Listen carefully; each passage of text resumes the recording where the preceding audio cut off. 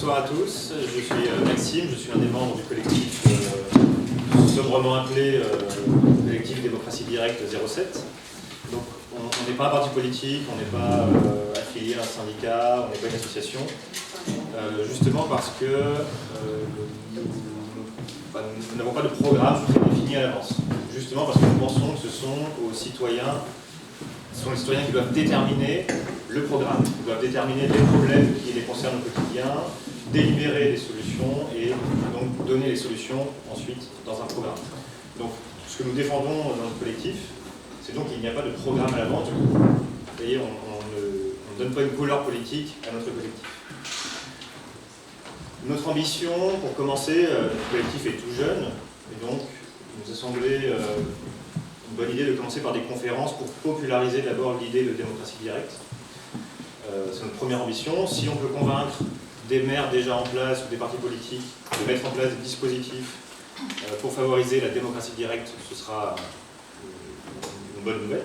Mais notre ambition, elle est quand même un peu plus radicale. Nous souhaiterions proposer des listes citoyennes pour les municipales 2026.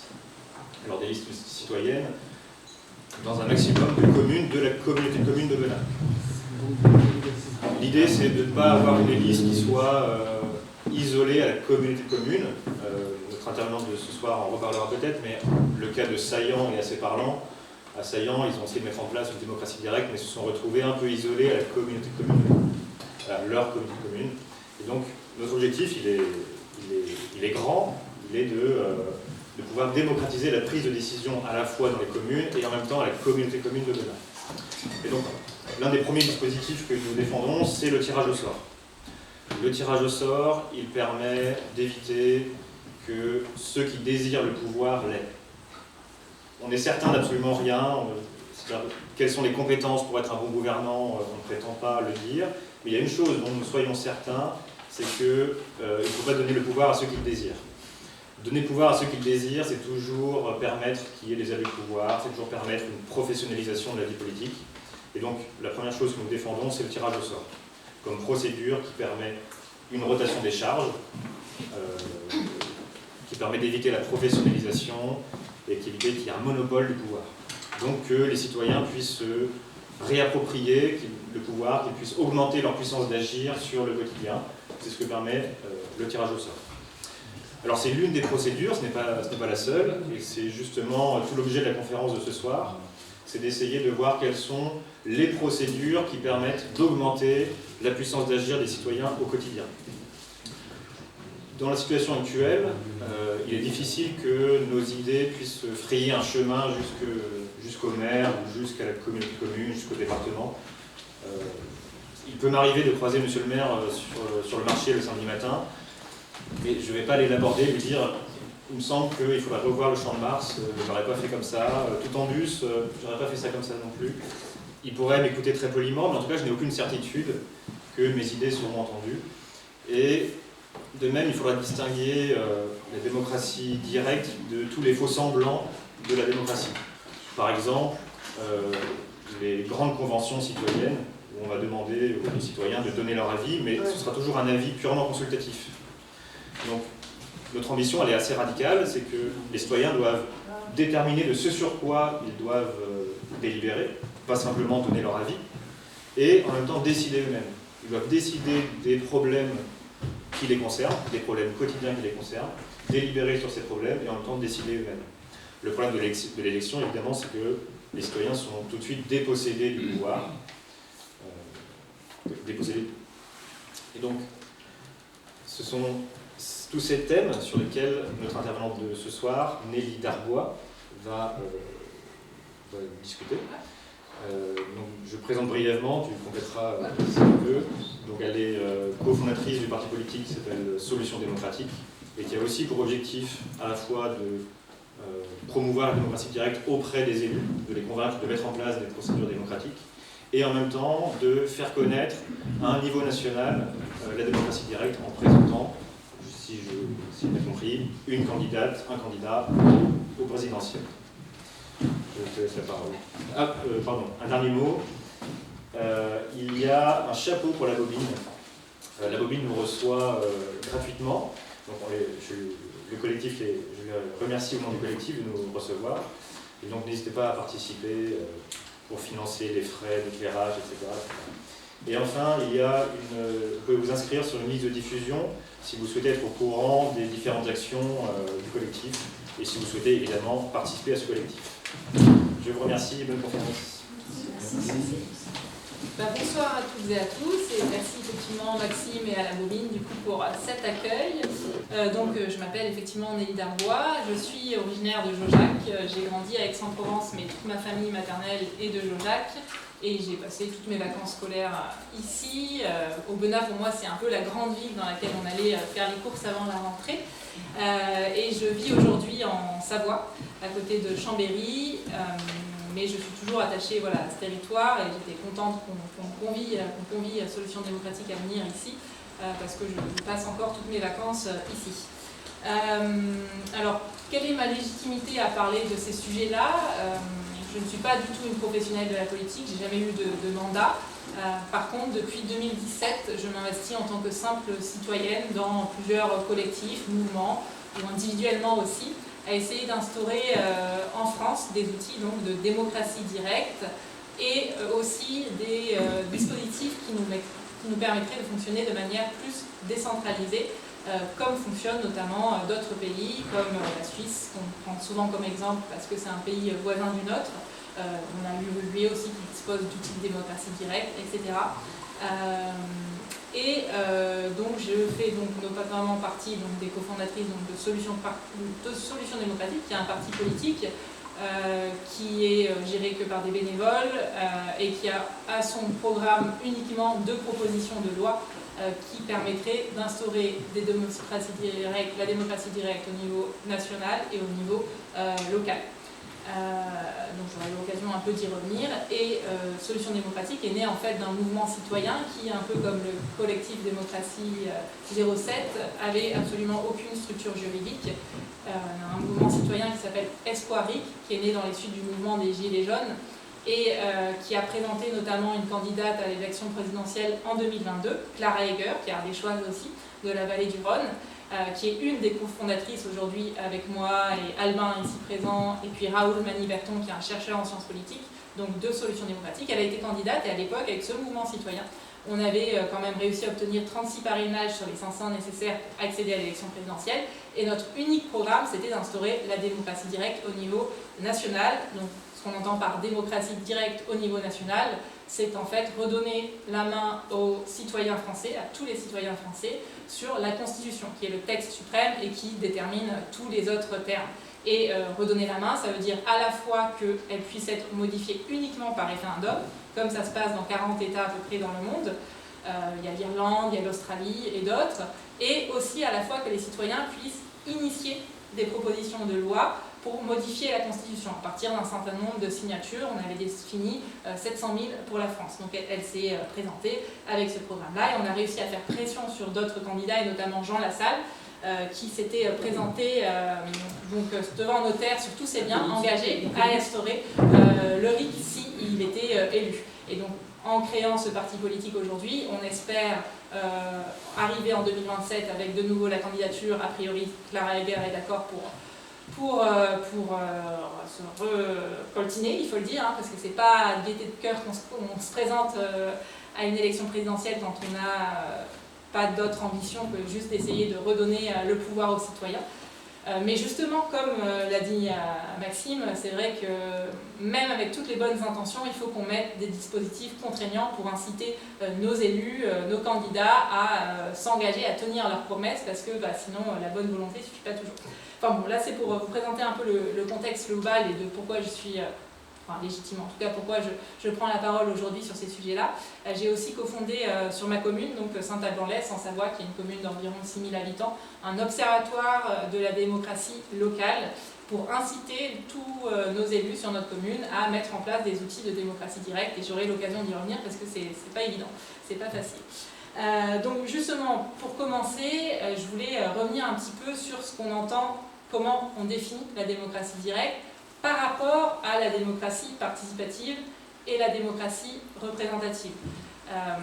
Aujourd'hui en France, que ce soit au niveau national ou local, parce qu'on va faire le focus aujourd'hui sur la démocratie locale, on fonctionne en démocratie représentative, donc on élit des représentants, et à côté de ça, on dispose d'outils parfois de démocratie participative, donc Maxime a parlé des conventions citoyennes qui sont organisées. Au niveau local, on a, selon les communes, souvent des réunions publiques, des comités de concertation, tout ça, tout ce bagage-là, moi je range ça, enfin moi et d'autres auteurs et chercheurs aussi qui s'intéressent à ces sujets-là, on range ça dans ce qu'on appelle la démocratie participative. Donc, en plus d'outils et de dispositifs de démocratie représentative, on dispose d'outils de démocratie participative à plus ou moins répandus selon les communes. Et à côté de ça, certains aspirent à disposer d'outils de démocratie directe.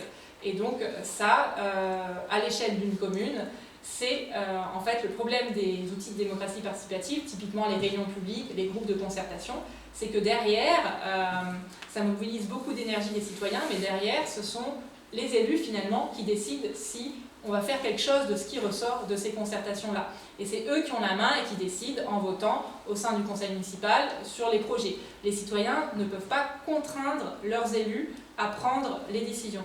À l'inverse de quand on instaure des outils de démocratie directe, où là, les élus sont contraints juridiquement d'appliquer la décision, sinon ils peuvent avoir des problèmes juridiques, quoi. Et donc l'idée, c'est de trouver des dispositifs légaux dans le cadre national français, qui est quand même très centralisé et qui laisse peu de marge de manœuvre aux communes, pour comment on fait en fait pour instaurer des outils qui soient contraignants, et donc où ce sont à la fois les citoyens qui peuvent porter des projets, typiquement à l'échelle d'une commune, proposer par exemple une enveloppe budgétaire pour rénover un bâtiment qui appartient à la commune et le transformer en lieu par exemple culturel. Comment faire que ce soit vraiment les citoyens qui aient le dernier mot, et donc ça, il y a ce qu'on appelle le RIC local, référendum d'initiative citoyenne locale, et donc je vais après développer justement des exemples en Ardèche et puis ailleurs en France de communes qui ont essayé justement de mettre en place des outils de démocratie locale et des outils de démocratie directe. Alors pour prendre un exemple un peu local justement, donc moi je suis originaire de Jaujac, et j'ai rencontré pour parler de ces sujets-là la maire de Jaujac il y a quelques temps, alors eux, dans la commune de Jaujac, ils ont, je ne crois pas que vous l'ayez à Aubenas, ce qu'on appelle un budget participatif. Certains savent si vous avez ça à Aubenas? Dans le pas. Il n'y a pas à Aubenas, ok. Donc la maire de Jaujac a par exemple décidé de mettre en place un budget participatif, c'est-à-dire qu'il y a une enveloppe de 20 000 € allouée, et chaque année, les habitants de la commune de plus de 16 ans votent pour décider de ce qu'on fait de ces 20 000 € là. Pourquoi c'est de la démocratie participative? C'est parce que ce sont les élus qui ont déterminé ce montant de 20 000 € et les modalités aussi de l'obtention. Donc c'est pour ça que, on va dire, sur un curseur par rapport à une commune qui fonctionnerait en démocratie représentative pure avec juste le conseil municipal, c'est vrai que c'est un outil supplémentaire et qui est sûrement apprécié, et voilà, ça part sûrement d'une très bonne intention, mais ça reste quelque chose à l'initiative des citoyens. Autre chose qui s'est passé aussi à Jaujac d'intéressant, c'est que la maire en 2023 a organisé un référendum local. Donc c'est une des deux modalités dont on verra qu'on peut mettre en place légalement dans les communes, c'est-à-dire qu'il y avait un projet en fait d'implanter une antenne 4G sur la commune parce que le réseau téléphonique passe mal, y compris on ne peut pas appeler les secours à certains endroits de Jaujac, et donc comme vous le savez sans doute, c'est des sujets qui sont très sensibles. Donc il y avait une partie des villageois qui étaient absolument contre, surtout ceux qui habitaient à côté de la zone, et puis d'autres qui étaient très pour cette mesure. Ça en est venu aux mains, c'est-à-dire qu'il y a vraiment des groupes de villageois qui, sur la place du village, se battaient par rapport à ça.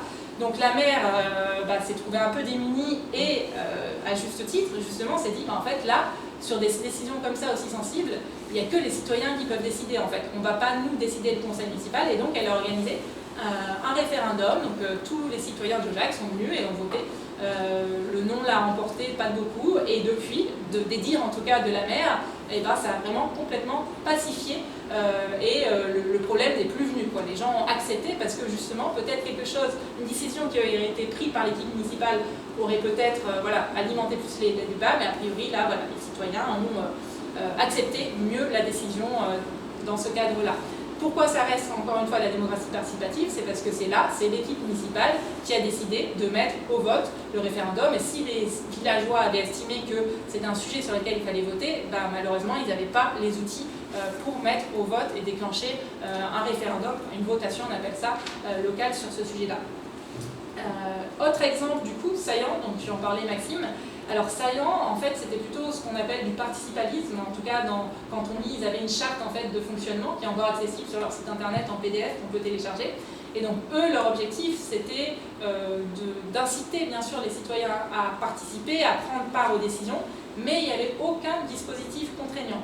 Donc les élus, le conseil municipal était effectivement tiré au sort. Par contre, le maire avait été désigné, n'avait pas été tiré au sort. C'est un point important parce qu'aujourd'hui en France, non. Le conseil municipal, il a été élu. Le conseil municipal, alors il y avait quand même un tirage au sort pour décider de qui allait participer au conseil municipal.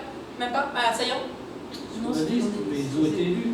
C'était dans des commissions. Il y a des élections. Ah oui, bien sûr, il y avait des élections, mais pour déterminer, bien sûr, bien sûr, oui, on n'a pas le droit de fonctionner autrement, mais par contre, ils étaient issus de tirage au sort, et par contre, ils ont bien sûr été élus, il y a eu un vote comme dans toutes les communes, mais derrière, par contre, le point de différenciation, c'est que même si certaines personnes étaient choisies pour faire partie du conseil municipal suite à l'élection par tirage au sort, le maire a été, lui, désigné. C'est pas un tirage au sort. Et pourquoi c'est important? C'est parce qu'aujourd'hui, le maire a tous les pouvoirs. Et le cadre juridique, on peut pas aller à l'encontre de ça, sauf si on accepte d'être dans l'illégalité, mais dans une commune de la taille d'Aubenas, c'est assez ambitieux, je pense. Et donc, par exemple, même un conseiller municipal n'a pas le droit de mettre, ne serait-ce que de mettre à l'ordre du jour un sujet. C'est seulement le maire d'une commune qui peut mettre des sujets à l'ordre du jour. Donc c'est pour ça que le maire finalement a une place importante. Et les conseils municipaux peuvent juste suggérer éventuellement, mais c'est au bon vouloir de l'acceptation du maire. Mais à Saillant, il y avait un binôme. Le maire n'était pas tout seul, ils étaient deux. Alors oui, mais par contre, devant la loi, en termes de représentants, on va dire qu'ils fonctionnaient comme ça, parce qu'encore une fois aussi, c'est une petite commune de 1200 habitants, ils peuvent se permettre plus de liberté, mais aux yeux de la loi, il peut y avoir qu'un seul représentant officiel, quoi. Donc voilà, et alors l'équipe n'a pas été réélue, et dans les dispositifs qui sont mis en place, moi je suis allée les voir, enfin pas eux, mais comment ils étaient décrits clairement, et puis tout ce qu'a dit un peu, parce qu'il y a eu beaucoup de médias qui ont traité le sujet, il y a eu des articles universitaires aussi dessus, et c'était vraiment des outils de démocratie participative, avec par exemple une organe aussi qui était censée essayer de vérifier que les décisions étaient prises de manière collégiale, mais il n'y avait rien de contraignant pour les élus. Et par exemple, il y a eu un référendum qui est organisé par rapport au compteur Linky, mais ce n'était pas les citoyens qui pouvaient être à l'origine de la mise au vote de ce sujet-là. Par exemple, il n'y avait pas la possibilité pour un certain nombre de citoyens de faire une pétition, tourner une pétition, et le maire qui déclenchait un référendum pour décider collectivement. Donc c'est plutôt pour moi, saillant, un exemple de démocratie participative, et pas de démocratie directe. Alors pour donner justement un exemple de démocratie, de mairie, de commune qui a essayé de mettre en place un vrai outil de démocratie directe, il y a Grenoble. En 2016, Grenoble a sollicité Raoul Manu-Berton, qui est donc un autre des cofondateurs avec moi de Solutions démocratiques, qui est de profession chercheur en sciences politiques. À l'époque, il était à l'Institut de sciences politiques de Grenoble, maintenant il est à Lille. Et il avait été mandaté pour aider justement l'équipe municipale à mettre en place un dispositif de démocratie directe qui a été admissible dans le cadre juridique français. Et donc c'est le RIC, donc, ce qu'on appelle un référendum d'initiative citoyenne locale qui avait été mis en place. De 2016 à 2018, il y avait eu effectivement plusieurs pétitions et il fallait qu'il y ait 2000 signatures de Grenoblois pour que la pétition soit discutée de manière obligatoire au conseil municipal, et puis le conseil municipal derrière soit appliquer ce qui ressortait, soit n'était pas d'accord pour appliquer, et dans ce cas-là organiser donc une nouvelle fois une consultation. Et venaient voter les habitants de Grenoble. Le problème qui s'est passé, c'est que par rapport au dispositif qu'avait préconisé donc, Raoul, ils ont ajouté ce qu'on appelle un quorum, c'est-à-dire qu'il fallait qu'il y ait au moins 50%, enfin 20 000, c'est un nombre fixe, 20 000 personnes qui se déplacent le jour du vote, sinon la décision n'était pas appliquée. Et le problème, c'est que c'est assez ambitieux en fait par rapport à le seuil de 20 000 votants.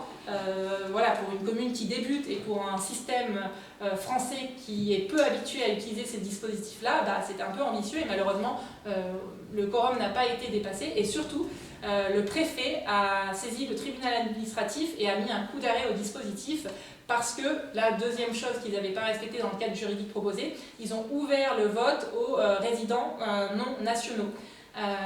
Aux résidents de Grenoble non nationaux et du coup le préfet, enfin le tribunal administratif a retoqué en disant que c'était illégal et du coup et voilà, le dispositif a duré que 2 ans quoi.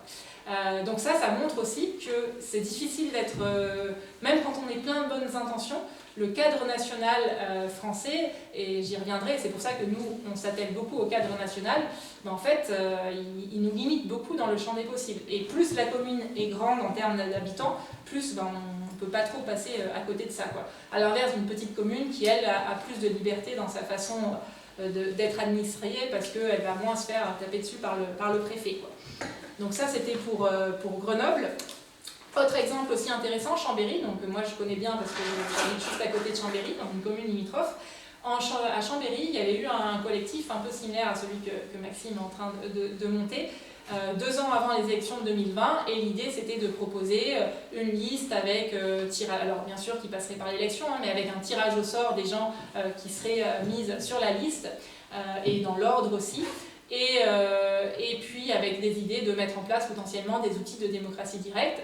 Ce qui s'est passé, c'est qu'ils se sont rapprochés d'une liste plutôt, on va dire, de gauche écologiste pour faire fusion et avoir plus de chances d'être élus, ce qui a fonctionné, ils ont été élus. Donc ils ont effectivement tiré au sort dans toute l'agglomération de Chambéry des gens 150, et sur les 150 personnes, il y a 4 personnes qui ont accepté de faire partie du coup de l'équipe municipale. Et par contre, ils ont une nouvelle fois, le maire lui a été désigné par le conseil municipal, n'a pas été tiré au sort au sein de l'équipe municipale, et en fait ils ont mené une politique qui, de mon point de vue, est assez classique finalement, parce que ils ont encore une fois été plein de bonne volonté. Ils ont mis en place des conseils de quartier, des choses comme ça, un observatoire, mené des journées de démocratie et tout, mais au final les citoyens pouvaient participer à ces réunions-là, faire beaucoup de réunions, faire remonter des choses, mais il n'y avait pas de mécanisme vraiment contraignant qui permettait, notamment comme a essayé de le faire Grenoble, de vraiment contraindre l'équipe municipale à appliquer des décisions qui émaneraient de la population. Autre exemple, Poitiers, un exemple un peu différent de ce qui a été mis en place. Poitiers, 80 000 habitants. Eux, ils ont mis en place en 2022 une assemblée citoyenne et populaire. Donc ça, je pense que vous en avez déjà entendu parler. C'est pareil, c'est des choses aussi qui sont à l'échelon national. Donc là, l'idée, c'était de prendre 50 habitants tirés au sort, et puis aussi des représentants de différentes associations, et de les faire se réunir 4 à 6 fois par an pour parler de différents sujets, et derrière, tirer des choses qui pourraient être appliquées. Sauf que là encore, c'est vraiment de la démocratie participative pure, parce que ce qui ressort de ces assemblées, c'est un peu comme la Convention citoyenne pour le climat qui a eu lieu au niveau national. Malheureusement, c'est pas contraignant pour les élus, et derrière, tout repose sur leur bonne volonté d'appliquer les décisions qui découlent de ça, quoi. Et donc Poitiers, justement, conscient aussi de ces limites-là, est en train de mettre en place un RIC, donc un référendum d'initiative citoyenne, qui normalement devrait être formalisé de manière à ne pas mettre en place de quorum et à respecter le cadre juridique. Mais on est déjà en 2025, l'équipe va peut-être changer, donc je ne sais pas si ça aura le temps d'arriver au bout. Autre exemple, alors là, pour prendre un exemple non français, ce sont les communes suisses. On a emmené quelques bouquins justement qui parlent de ça, parce que les Suisses, depuis la fin du 19e siècle, ils fonctionnent avec des outils de démocratie directe au niveau, dans toutes leurs communes, et au niveau aussi fédéral, au niveau des cantons et de la fédération. Donc c'est-à-dire que les Suisses, quel que soit le village dans lequel ils habitent, quelle que soit la ville aussi, quelle que soit sa taille, ils votent tous les 3 mois sur des sujets, pas juste pour élire des représentants comme nous, mais sur des sujets, en fait n'importe quel sujet, parce qu'ils sont libres justement de mettre à la votation n'importe quel sujet qui concerne les communes pour l'échelon communal, ou qui concerne le canton pour l'échelon communal, ou la fédération.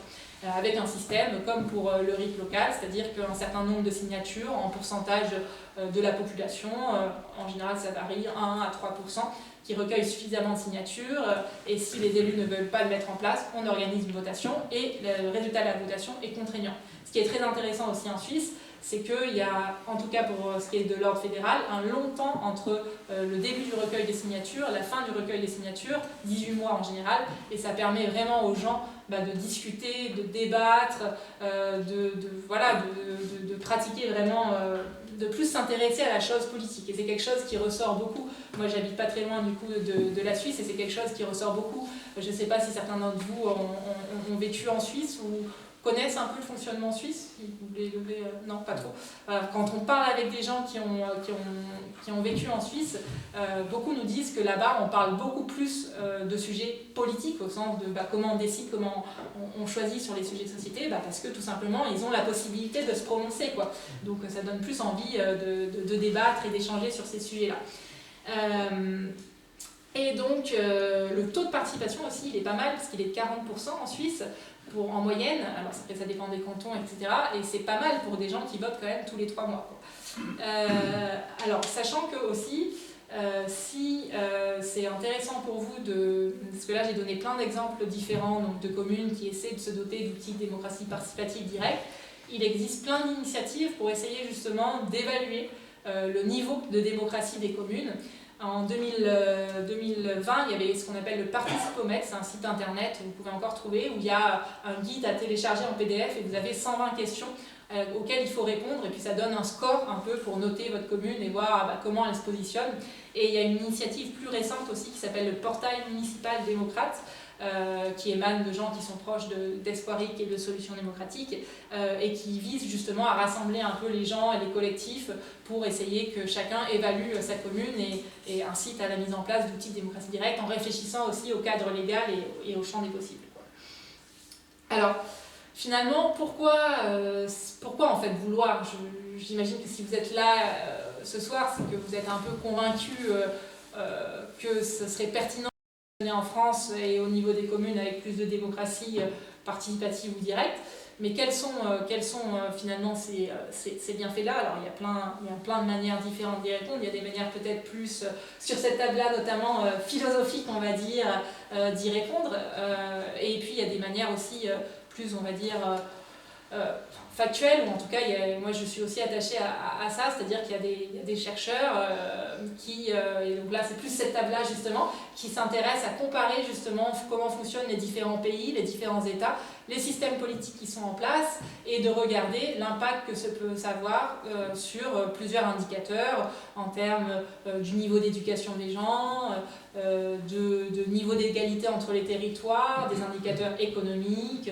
des indicateurs de liberté, etc. Et donc, quand on regarde tout ça, pour la faire court, parce que c'est vraiment un champ de recherche à part entière, mais il semble que des pays comme la Suisse ou l'Uruguay, qui disposent donc du référendum d'initiative citoyenne au niveau de leur constitution, et qui sont les deux seuls de leur continent respectif à disposer de cet outil-là, ce sont aussi les deux plus riches de leur continent, avec un niveau d'inégalité qui n'est pas ridicule par rapport à la France, avec un niveau de dette publique aussi bien plus faible, et puis sur pas mal d'indicateurs aussi, ce sont des pays qui, par rapport à leur continent en tout cas, s'en sortent pas trop mal. Et il y a un problème aussi, enfin en tout cas moi une limite que je vois à la démocratie participative, quand je dis je, c'est aussi des personnes qui s'intéressent à ce sujet-là et qui ont documenté, c'est que souvent ça demande beaucoup d'implication en termes de temps, et ça peut être frustrant parce que du coup on donne beaucoup de notre temps, et derrière, si les décisions qui découlent ne sont pas appliquées, c'est source de frustration, voire de dégoût en fait, et de démobilisation des gens, quoi. À l'inverse d'outils de démocratie directe, où certes, il faut quand même aussi s'impliquer, parce que pour aller recueillir 200, 2000 signatures, il faut quand même aller les recueillir, ça ne se fait pas tout seul. Mais derrière, on est normalement, si le cadre juridique est bien fait, eh bien on est sûr que nos efforts sont récompensés, si on arrive par contre à convaincre nos concitoyens du bien fondé du projet qu'on porte, quoi. Donc voilà, c'est vrai que pour moi, ce sera intéressant d'échanger avec vous à ce sujet, mais je suis plutôt pour qu'on dispose de plus d'outils de démocratie directe plutôt que d'outils de démocratie participative. Un autre avantage aussi des outils de démocratie directe, ou en tout cas des outils qui permettent d'être sûr que les initiatives qu'on porte aillent au bout, c'est que en fait, ça nous responsabilise aussi plus, ça nous incite à nous documenter plus, à nous responsabiliser parce que voilà, on doit convaincre nos concitoyens du bien fondé de notre projet, et donc voilà, on va se documenter et on va se rendre compte aussi des difficultés, parce que c'est vrai on peut reprocher certaines choses à nos représentants nationaux, à nos élus locaux, mais ils ont aussi une charge à porter qui n'est pas forcément évidente sur certains points, et le rôle d'un élu est sur certains points pas forcément toujours enviable aussi, quoi. Alors bien sûr, la démocratie directe, elle a aussi ses limites, on l'a vu avec les exemples de Grenoble notamment, c'est que s'il y a des seuils trop élevés, des quorums et des choses comme ça, en fait ça revient un peu comme aux outils de démocratie participative, c'est-à-dire que personne n'utilise les dispositifs, ou en fait les gens ne participent pas parce que ça demande trop d'efforts. Donc il y a aussi des limites bien sûr, et aussi parce que quand on défend la démocratie directe, on dit oui mais ça ne va pas résoudre tous les problèmes du monde. Non, c'est juste que ça améliorerait sûrement un peu les choses, mais ça n'a pas la prétention de régler tous les problèmes du monde. Alors justement par rapport au cadre légal, ça je pense c'est un point assez important à revenir dessus, parce que si vous êtes emmenés, certains d'entre vous, à participer à des listes potentiellement qui se présentent à des élections, selon la taille de la commune dans laquelle on est plus ou moins contraint par le cadre national. Le préfet il ne va pas venir embêter en général une commune de 30 habitants, et il y a quand même 30 000 communes à peu près en France qui ont moins de 1000 habitants. Mais par contre pour les communes plus importantes comme les Aubenas, le cadre juridique, on est un peu obligé de faire avec, quoi. Et donc, comme vous savez sans doute, l'État français est très très centralisé, et les communes, malgré les vagues de décentralisation qui ont eu ces dernières décennies, ont petit à petit de moins en moins de compétences. Beaucoup de choses sont remontées au niveau de l'intercommunalité, et donc il y a quand même une marge de manœuvre qui est assez limitée si on ne veut pas se faire toquer derrière par le préfet. Donc aujourd'hui, au niveau du droit, dans ce qu'il existe déjà et qui est au plus proche, on va dire, de ces outils-là de démocratie directe, il y a ce qu'on appelle le référendum local. Donc j'ai la référence de l'article, si ça vous intéresse, dans le Code des collectivités territoriales. Donc là, le référendum local, c'est ce qu'a utilisé la maire de Jaujac, c'est une équipe municipale peut organiser un référendum sur un sujet de son choix, tant qu'il est bien sûr du domaine de compétence de la commune. Et s'il y a plus de 50% de participation, le vote, la décision s'applique obligatoirement. C'est contraignant pour les représentants à ce moment-là.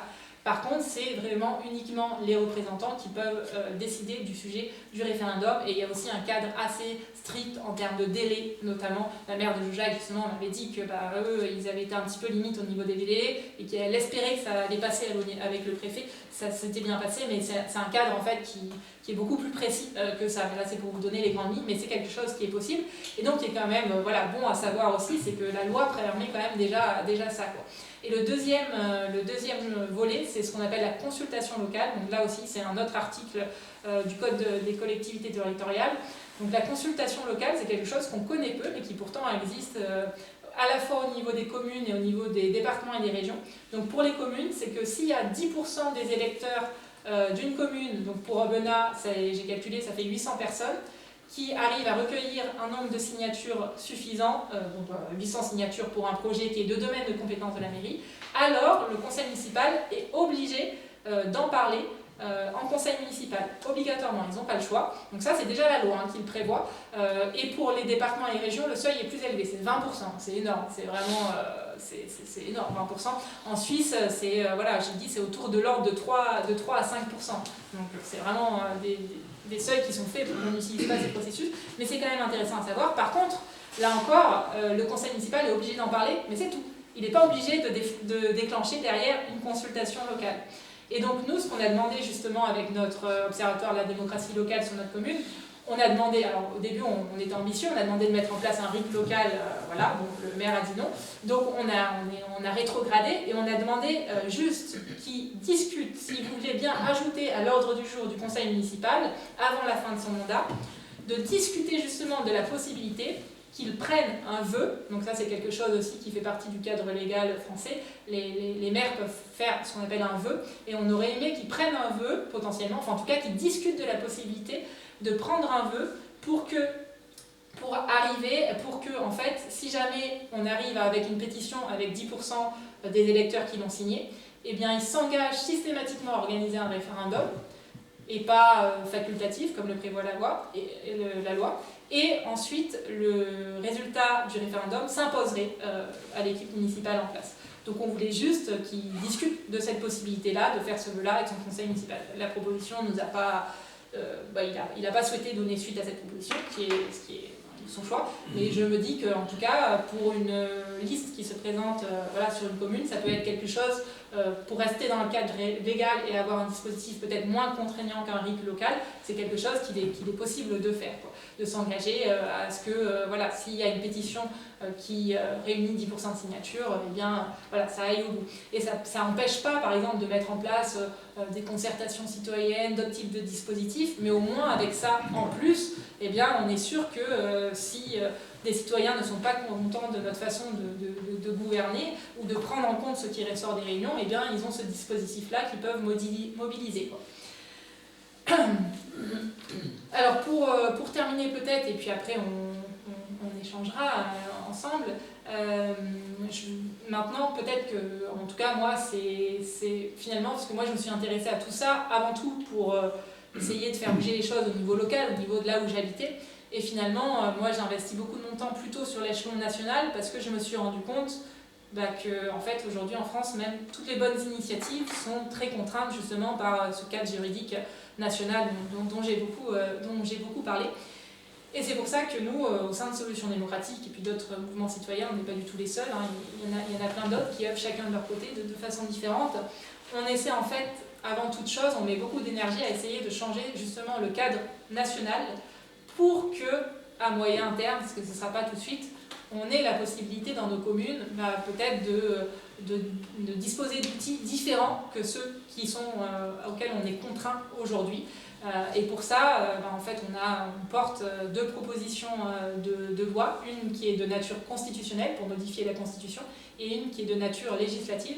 Et notre parti est créé uniquement pour ça, pour défendre ces deux propositions de loi. Et on fait donc du lobbying auprès des élus locaux et des élus et des représentants nationaux, des parlementaires, pour pousser plus loin ces propositions de loi. Et ces propositions de loi, donc, elles sont une dont j'ai déjà parlé, qui ont donc le RIC en matière constitutionnelle, c'est-à-dire voilà, redonner la main aux citoyens français sur la Constitution.